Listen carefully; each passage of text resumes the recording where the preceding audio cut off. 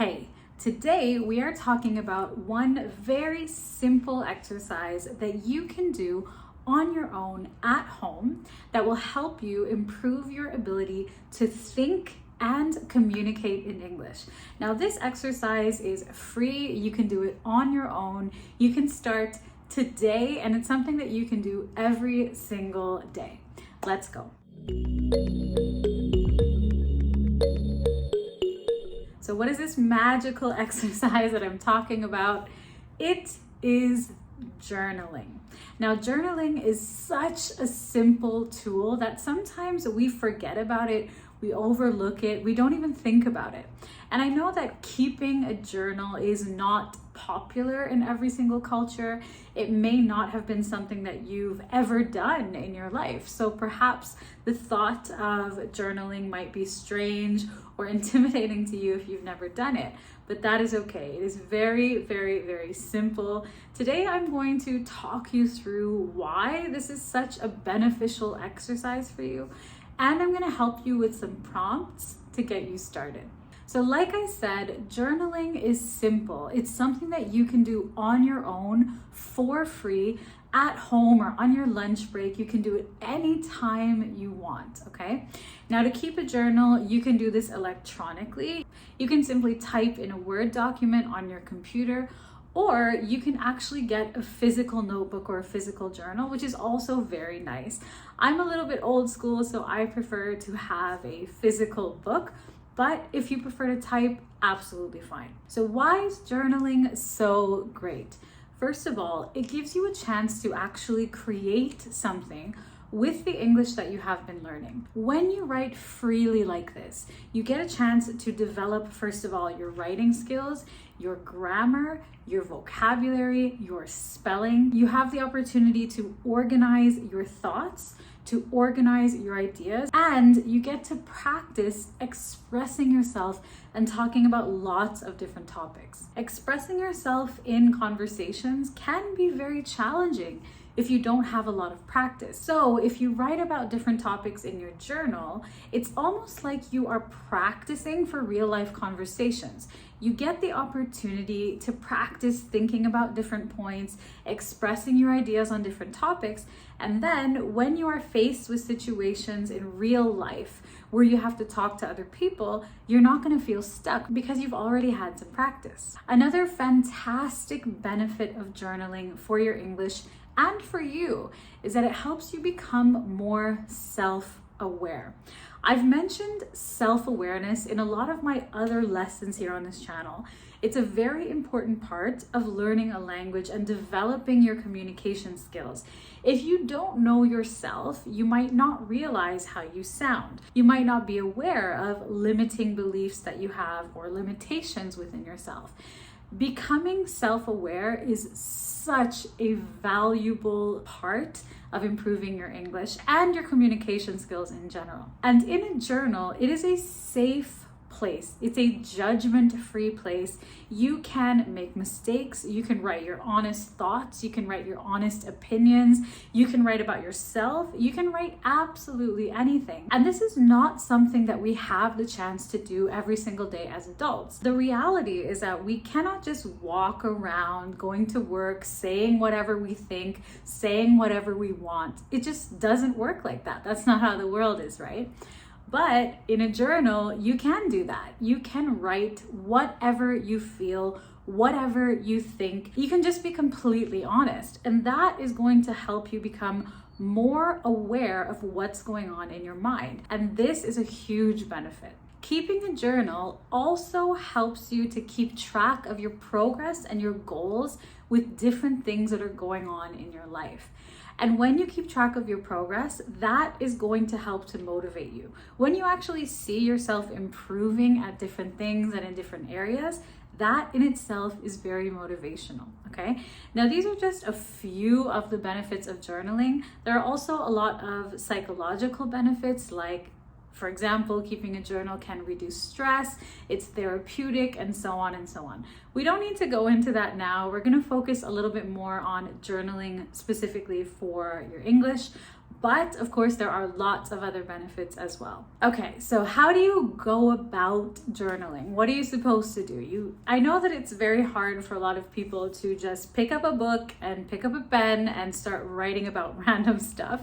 That is not easy. So instead, what you can do is use prompts to help you. Now, prompts are questions or statements that you can respond to. Prompts are extremely useful. So I'm gonna give you some very simple prompts to help you get started, okay? You can simply write about how your day went, okay? If you are not really an emotional person or you're not quite comfortable reflecting on things and thinking about things, a very simple place to start and still really effective is to simply keep track of the things that happened in your day. This is still beneficial to your English, okay? Because it is a recap of events that happened, and you are able to practice different tenses and vocabulary in English. So a journal entry like this might not be very long. It might just be a paragraph, but that's okay. So for example, you could write something like this. Today I woke up at 7 a.m., a little bit later than I wanted to, but I was still on time for work, even though I was rushing a bit in the morning. Once I got to work, I continued working on this project with Joe. I'm happy that the project is coming to an end. It hasn't been my favorite. For lunch, I went out with some colleagues and we tried a new Chinese restaurant. It was fantastic. I definitely want to go back. My afternoon was full of meetings, but overall, it was a good, productive day. Once I got home from work, I made dinner for the kids and so on and so on. Okay, you get the idea.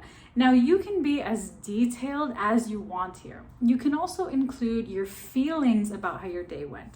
So instead of just writing, I woke up at 7, I ate breakfast, I drove to work, you don't want to just make a list of things you did. I encourage you to write about how you actually felt about things in your day. So this was stressful, I really enjoyed this, I hope this goes better next time, and so on. All of these phrases are useful because these are things that you naturally think in your own language in your head throughout your day.